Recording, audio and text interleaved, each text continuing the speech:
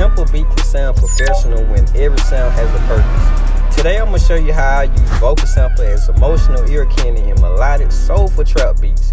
The vocal is not here to crowd the production. It's here to make the listener feel something. We're going to choose the right sample, fit it into the key, create a space for it, and place it where it has the greatest emotional impact. Talk to Tron, your favorite producer, your favorite engineer.